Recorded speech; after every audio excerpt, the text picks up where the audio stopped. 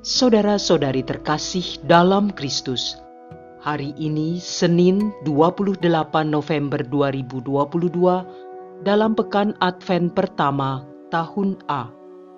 Bacaan dibawakan oleh Laurencia Ineke, Mazmur dilantunkan oleh Faustina Sherenita, dan renungan ditulis oleh Made Sinta. Selamat menekuni Sabda Allah. Marilah kita semakin mengasihi, semakin peduli, dan bersaksi.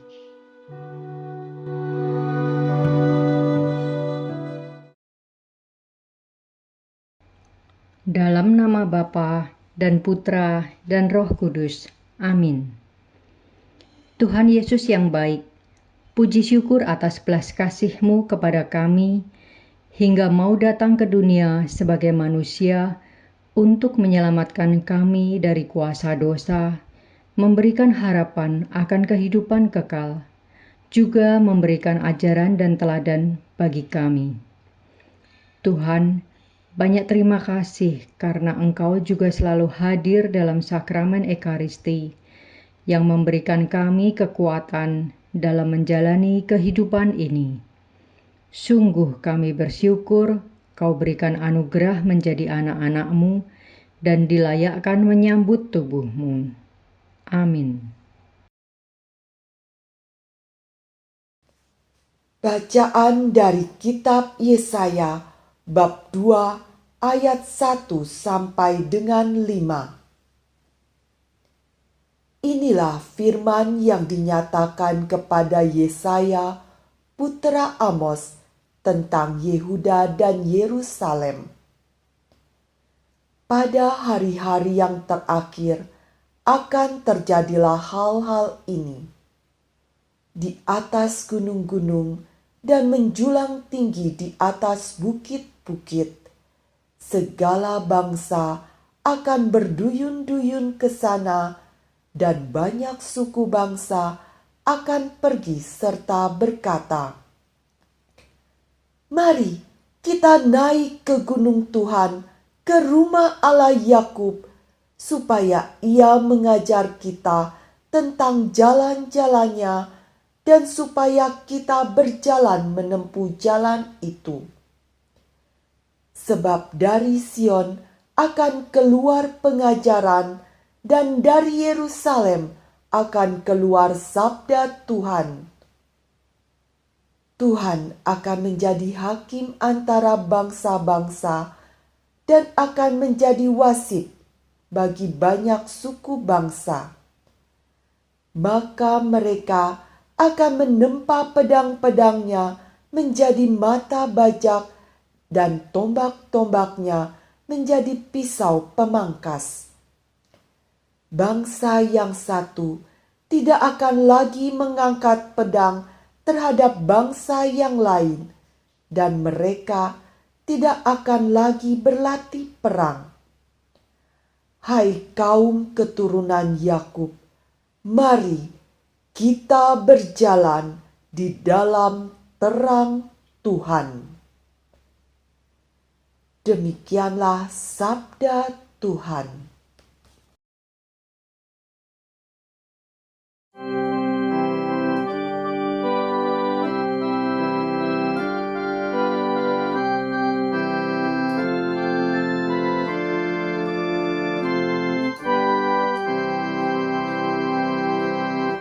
Aku bersuka cita ketika orang berkata kepadaku, "Mari kita pergi ke rumah Tuhan."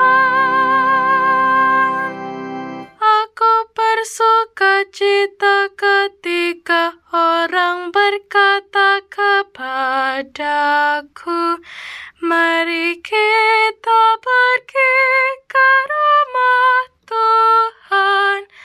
Sekarang kaki kami berdiri di pintu gerbang-Mu, hai Yerusalem. Aku bersuka cita ketika orang berkata kepadaku, "Mari kita pergi ke rumah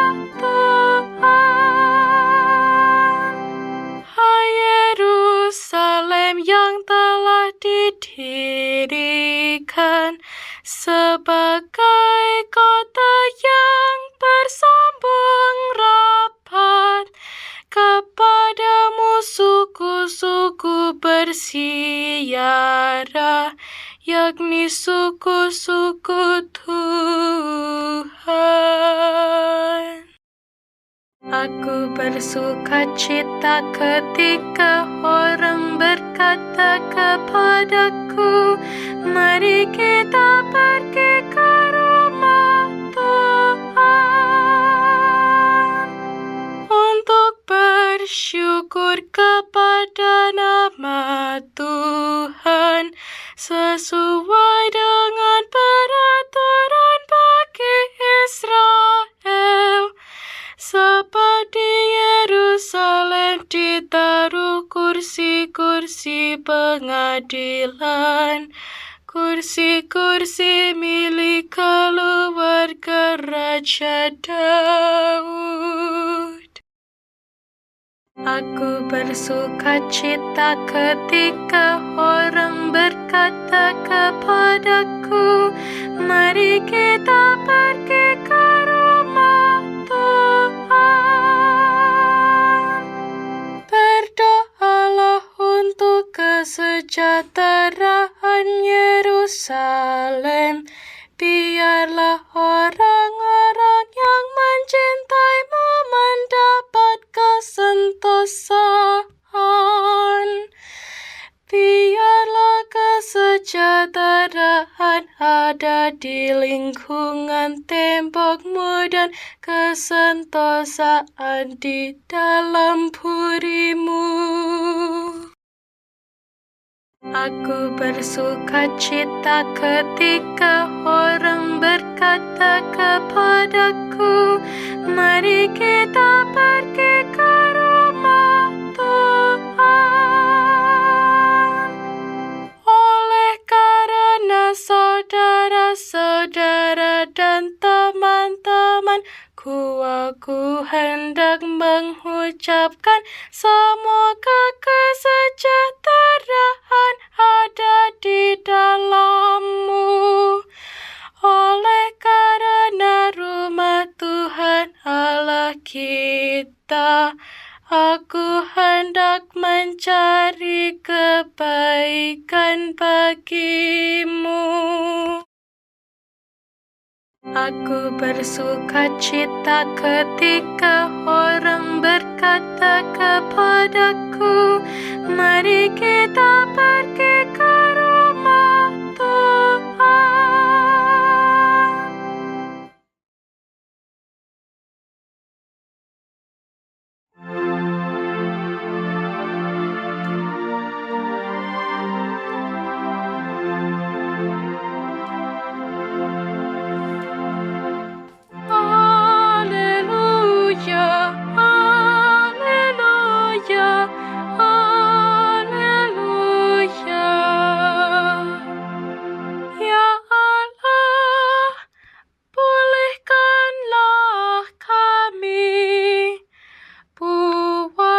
Wajahmu bersinar, maka selamatlah kami.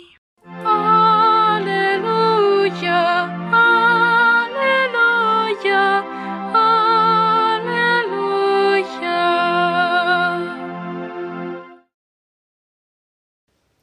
Inilah Injil suci menurut Matius, bab 8, ayat 5 sampai dengan 11. Pada waktu itu, Yesus masuk ke kota Kapernaum. Maka datanglah seorang perwira mendapatkan dia dan mohon kepadanya, "Tuan, hambaku terbaring di rumah karena sakit lumpuh dan ia sangat menderita." Yesus berkata kepadanya, "Aku akan datang menyembuhkannya." Tetapi perwira itu menjawab, "Tuan, aku tidak layak menerima Tuan di dalam rumahku. Katakan saja sepatah kata, maka hambaku itu akan sembuh. Sebab aku sendiri seorang bawahan, dan di bawahku ada pula prajurit. Jika aku berkata kepada salah seorang prajurit itu, "Pergi," maka ia akan pergi. Dan kepada seorang lagi, "Datang," maka ia akan datang. Ataupun kepada hambaku, "Kerjakanlah ini," maka ia mengerjakannya. Mendengar hal itu, heranlah Yesus.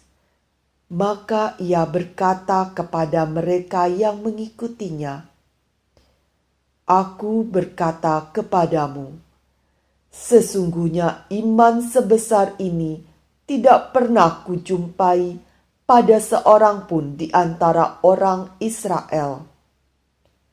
Aku berkata kepadamu, banyak orang akan datang dari timur dan barat dan duduk makan bersama dengan Abraham, Ishak, dan Yakub di dalam kerajaan surga."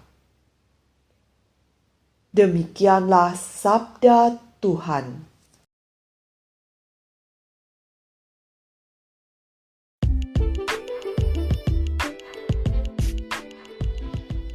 Tuan, aku tidak layak menerima Tuan di dalam rumahku.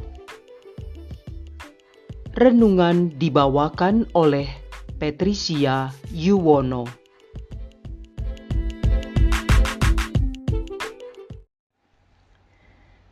Shalom, saudari dan saudara yang terkasih di dalam Kristus. Kita umat Katolik sangat familiar dengan kalimat yang diucapkan oleh perwira dalam bacaan Injil Matius hari ini. "Tuan, aku tidak layak menerima Tuan di dalam rumahku. Katakan saja sepatah kata, maka hambaku itu akan sembuh." Ia adalah seorang senturion, perwira dari kerajaan Romawi yang membawahi 100 orang tentara. Walaupun ia bukan orang Israel, tetapi ia mau datang kepada Tuhan Yesus dan memohon kesembuhan bagi hambanya yang sakit lumpuh dan sangat menderita. Kalimat indah penuh kerendahan hati sang perwira tersebut bukanlah basa-basi yang ditujukan untuk mengambil hati agar dikabulkan permohonannya. Karena sebelumnya Tuhan Yesus sudah mengatakan bahwa Ia akan datang untuk menyembuhkan hambanya. Kerendahan hati yang sepenuhnya timbul dari iman kepada Tuhan Yesus. Dalam Matius bab 8 ayat 10 tertulis, "Setelah Yesus mendengar hal itu, heranlah ia." Dalam bahasa Inggris dikatakan amazed atau takjub. Ia takjub bukan pada hal-hal besar yang spektakuler, melainkan kepada iman si perwira yang sungguh mengenal pribadi Tuhan Yesus dan percaya penuh kepada sabda dan kuasa-Nya. Sungguh berbeda dengan bangsa Israel yang menolak percaya kepadanya. Kira-kira apakah reaksi Tuhan Yesus bila mendapati iman kita yang redup saat menanti dengan penuh keraguan jawabannya atas permohonan doa-doa kita?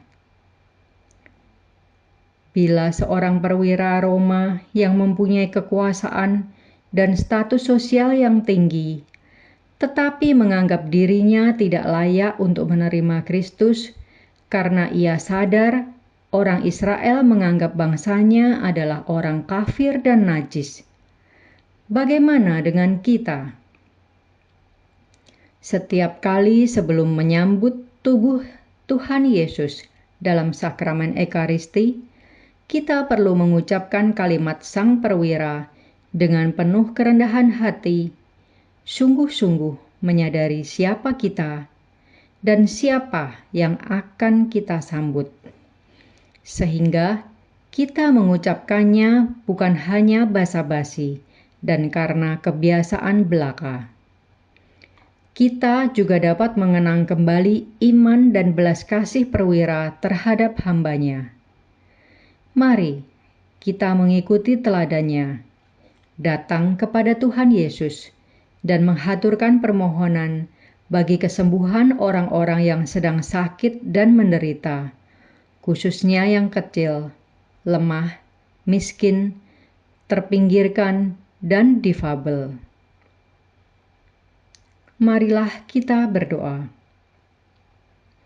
Tuhan Yesus yang penuh belas kasih, kami datang kepadamu, hendak menyatukan permohonan bagi orang-orang yang sedang sakit, yang sedang terkena musibah bencana alam, yang sedang berbeban berat, baik dalam hal ekonomi, keluarga, dan pekerjaan. Juga bagi saudara-saudari kami yang kecil, lemah, miskin, terpinggirkan, dan difabel. Engkau sangat peduli dan mengasihi mereka. Mohon kiranya Kau memberikan kesembuhan dan bantuan bagi mereka. Kami juga mohon agar semakin banyak orang yang tergerak untuk memberikan bantuan. Pakailah kami ya Tuhan sebagai tangan dan kaki-Mu di dunia ini. Amin. Dalam nama Bapa dan Putra dan Roh Kudus. Amin.